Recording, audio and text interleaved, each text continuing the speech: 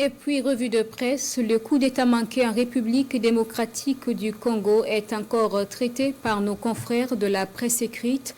Ils font aussi cas de la mort du président iranien dans un accident et d'une éventuelle tension entre la Côte d'Ivoire et le Burkina. La revue de presse, c'est avec Bienvenue Tansa. Au sujet d'une éventuelle tension entre la Côte d'Ivoire et le Burkina, le journal Le Quotidien se fait un sang d'encre.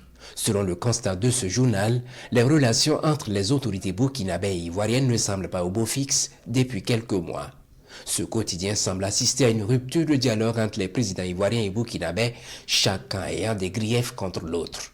En avril dernier, après une rencontre entre les ministres en charge de la défense des deux pays, ce quotidien a sans doute poussé un ouf de soulagement avant de se retenir lorsque 2 semaines plus tard, une déclaration du chef de l'État burkinabé à la télévision lui a fait voir que le courant ne passe pas.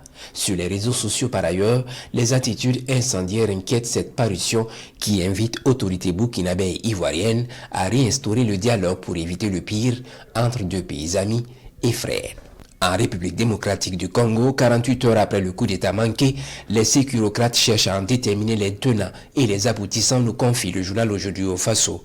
Et aux dernières nouvelles, 2 Blancs et un Congolais naturalisé britannique ont été présentés par le porte-parole de l'armée congolaise comme faisant partie de la quarantaine de personnes qui se sont attaquées au domicile du vice-premier ministre Vital Kamerhe avant de s'en prendre à la maison de l'unité africaine le dimanche dernier. Que viennent faire des citoyens congolais naturalisés américains et britanniques dans cette galère, interroge ce journal.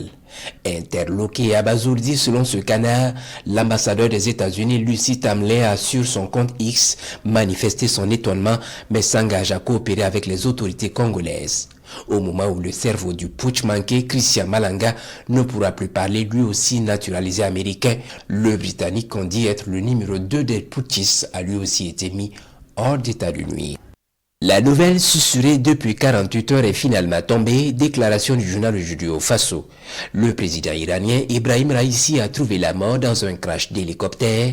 La République islamique d'Iran est en deuil. Le journal Le Quotidien souligne que le dirigeant iranien, son ministre des Affaires étrangères et 8 autres personnes ont péri alors qu'il revenait d'un déplacement de la frontière azerbaïdjanaise où il a inauguré un barrage. En attendant des enquêtes approfondies, c'est la vétusté du moyen de déplacement qui est pointé du doigt appris aujourd'hui au Faso, un drame à la suite duquel le Burkina Faso a traduit sa compassion au peuple iranien, en témoigne Siroya et le journal Le Pays.